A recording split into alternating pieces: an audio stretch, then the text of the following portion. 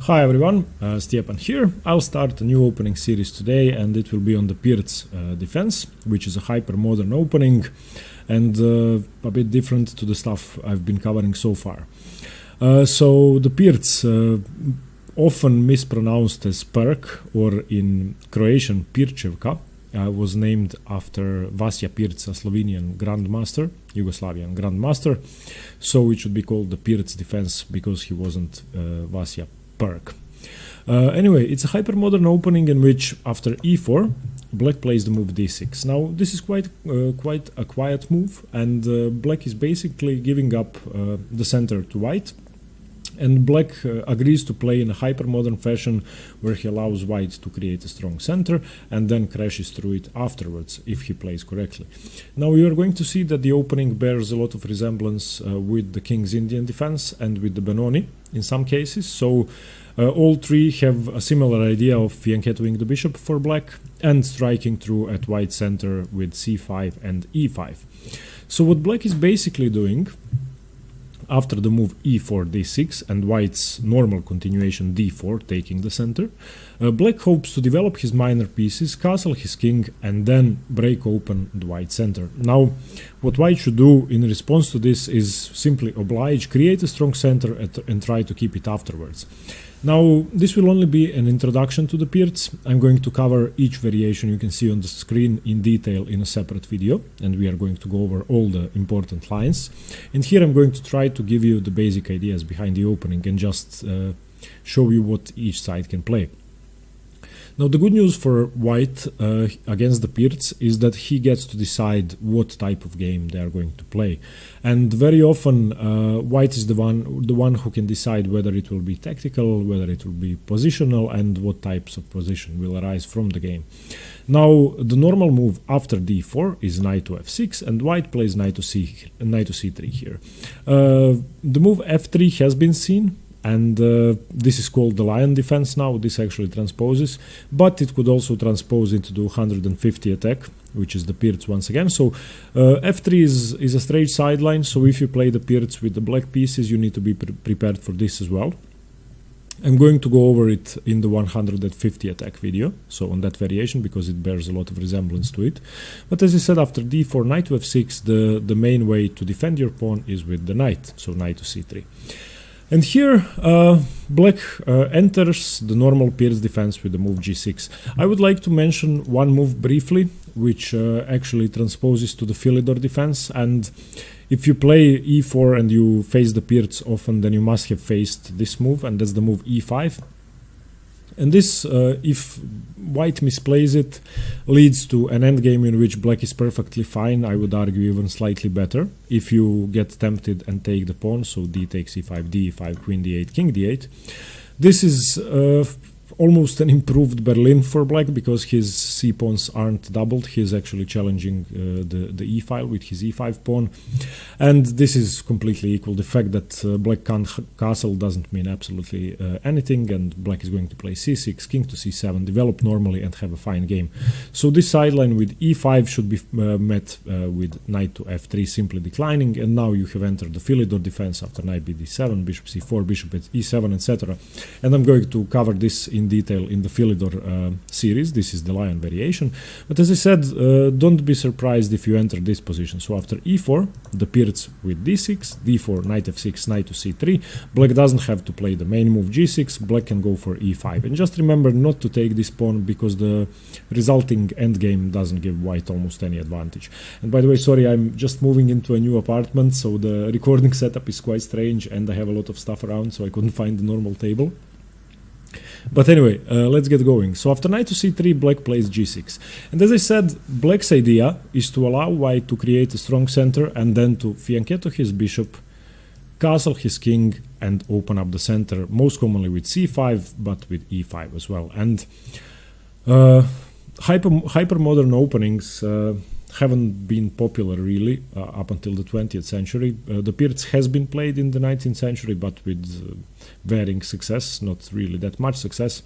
And in the 1960s, it became popular and played commonly. Now, Bobby Fischer played it once against Boris Spassky in their 1972 match. Game 17 ended in a draw. And there are quite a lot of popular strong Grandmaster games which you can check out. So the first thing I would advise you to do is to look at 10 or 20 games just to have get a feel for the position.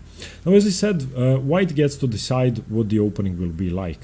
White has 6 moves here, perhaps even more, but almost all other moves apart from these 6 are quite dubious. And from these 6 moves, 2 are the most popular, 2 are the main lines. The move f4 is the Austrian attack, and the move knight to f3 is the classical variation. Those 2 are the best for White, and those 2 are objectively the strongest way for White to play.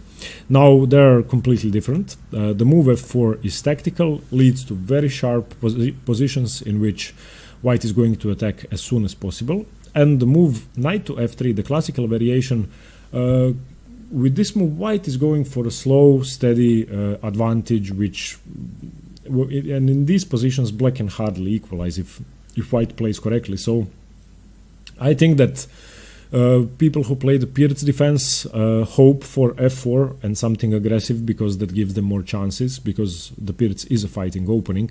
And if you dampen then their counterplay with knight to f3, which knight to f3 does perfectly, then players with Black, especially lower rated ones, often get confused and find their pieces cramped on the back row. So imagine the bishop being here, the king castle, the bishop either goes here or here, the knight goes to d7. So all of Black's pieces are stuck on the first 3 rows, and White can expand normally and almost create a perfect chess setup. Bishop e3, bishop d3, castle, queen to d2, rook to d1, rook to e1, and you have a position as if it came from a textbook, while on the other hand Black is cramped on the back row and still has to find some counterplay.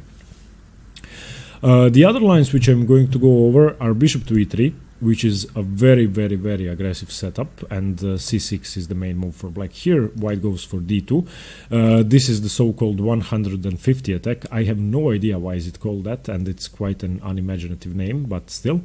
And this setup basically is something like the Yugoslav attack, and White is going to play f3, castle long, play g4, h4, checkmate, the Bobby Fischer method. And I have to say this is one of my favorite ways to fight the Pirc defense. Another line which is quite popular is bishop to g5. This is the Byrne variation, named after Byrne, an American grandmaster. And this I wouldn't recommend, because I think this is, well, your bishop is going to end up on g3, and I can't really see a big advantage for White. After bishop g7, queen to d2, h6, bishop h4, g5, bishop g3. I mean, Black has sort of overextended his pawns on the king side, and it's going to be much harder to castle. But still, I think that you need your bishop on e3, and I would prefer to play other lines. One very interesting way for White to play is the move g3, the Sveshnikov system, and this doesn't really copy Black's plan, because even though both sides are going to fianchetto their bishops, White still has a broad center, and White can sometimes even continue with the move f4 and cramp Black's position down. So after bishop g7, bishop g2, castles, knight g2, e2, e5, h3. This position is quite playable for White, and I like it. It's unusual, and most people who play the Pirc defense aren't going to be used to this. And the last variation we are going to go over is bishop to c4, and this is the Kolmov system, and even though it's been played a long time ago, it's sort of a new idea to develop the bishop to c4, because normally the bishop goes to e2 and then to c4 in some lines, but this is a very aggressive setup with which White could have quick wins, and the bishop is of course much better on c4 than on e2. So let's say bishop g7, queen to e2, knight c6, e5, opening up the center, knight d7, knight f3. You can see that Black is sort of forced to go back, and White has a free hand in the center. And as in every chess opening, White isn't much better or anything, but if Black is uncareful, then he could get in trouble much faster than White, because White has more space, White has more activity, and White's king is at the end safer, because there aren't no Black pieces around it. So all of these 6 we are going to go over in separate videos. So the series is going to be 6 videos. And let me just go back to this position. So The Pirc defense is, well, myself as an e4 player, I like to face it because I think that black can go wrong much sooner than white can. Of course, if white isn't careful, then he could blunder. And several strong grandmasters have played it. I would want to name Yasser Seirawan in particular, who's played it for a long time, and you can check out a lot of his games. He brought numerous ideas to the theory of the Pirc, and his games are very instructive, and you should check out his games to see how to play this with the black pieces. And nevertheless, I prefer the position for white. Let's just go over some of the main lines. So f4, the Austrian attack, with the idea of basically bringing another defender to the center, so the move e5 can be played, but it doesn't work. And in the Austrian attack, one thing you have to remember is that once black plays the move e5, your general plan is to take with one pawn and then advance the other. You should never take twice. So after e5, let's say e5 here, even though it's not the best move, you either take here, or after e5 you take here. So let's say this happens. So in the Austrian attack, you basically want to be able to move one of your pawns forward, and that's why you use the third pawn. And this is the most aggressive setup against the Pirc. So black's most common move is bishop to g7.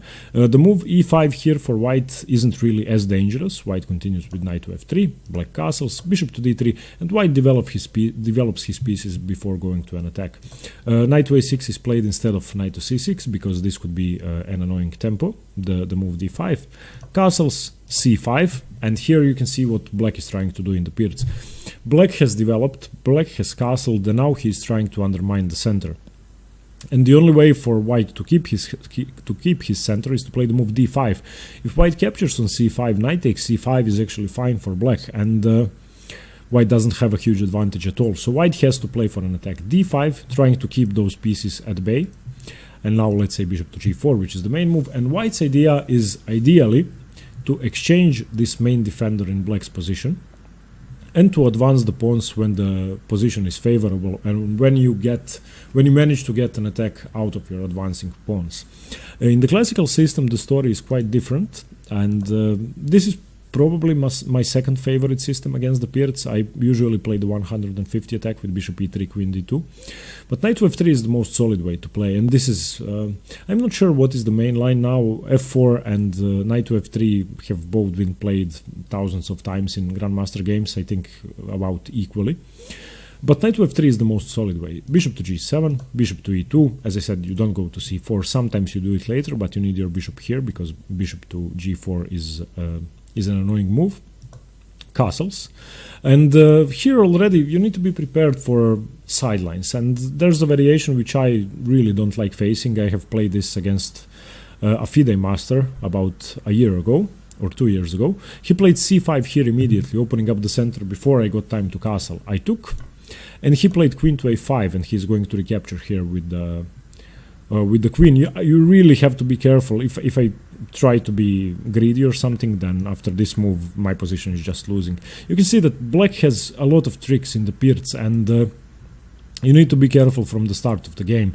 So let's say knight to f3, bishop g7, bishop to e2. c5 is already possible here, and you need to be prepared for that. So the Pirc is an opening in which black tries to lure you into his trap. He tries to put his king to safety and then break through your center immediately. But the main move isn't c5. It can happen, but castles, c6 here, and black is trying to develop, create a small center, and then opening it up later. c5 is possible here as well. d5 is the main move. So in most cases, when c5 is played, you need to close the position down. Now, ideally, you would like to do that in a way that it blocks down this bishop, which is really hard to do. So black has significant counterplay, but yeah, you need to be prepared to have nerves of steel with both sides here, especially with the black pieces, because if you get scared while playing the Pirc, if you panic, if you move your pieces backwards before it's necessary, then you are going to have a losing position. For example, in the Austrian attack after f4, bishop g7, knight to f3, castles, here I would play bishop to d3, and one of my opponents moved his knight backwards, fearing e5. I've actually had in blitz games after knight to f3, my opponent's moving their knight backwards. So you need to know when you have to move backwards and when you don't have to retreat, when the position is fine. And in that respect, the Pirc is a very complicated opening, and I hope I'm going to be able to explain all the variations thoroughly and in a way in which you can understand them. And I'm looking forward to that. Once again, a very complex hyper-modern opening, very popular nowadays. And even though you won't see it in every 2800 game or in World Championships, it's still a very viable defense for black. And if white doesn't know what he is doing, and if white is expecting something normal such as e5 or c5, then the move d6 can be a very strong surprise weapon. Now, one thing I would like to mention is that after e4, there's a defense very similar to the Pirc, and that's the move g6, which is the modern defense. And now after d4, bishop to g7, knight to f3, d6. You might think that this is the same as the Pirc, even though some people classify it as the Pirc modern defense. The modern is also known as the Robac. The modern defense is basically when black delays the development of the knight to be able to counter the move e5 better and to have more options available for him. So we are going to cover the Robac or the modern defense in a separate series because they are a different opening. Okay, everybody, I hope you got something from this video, from this introductory video on the Pirc defense. It's going to be 6 more videos with 6 main variations. Please do let me know what you think. Let me know if you want some other variations to be covered, some sidelines which you think are important. I might include them. And thanks very much. Thanks very much for watching, and stay tuned for more chess. See you later. Bye-bye.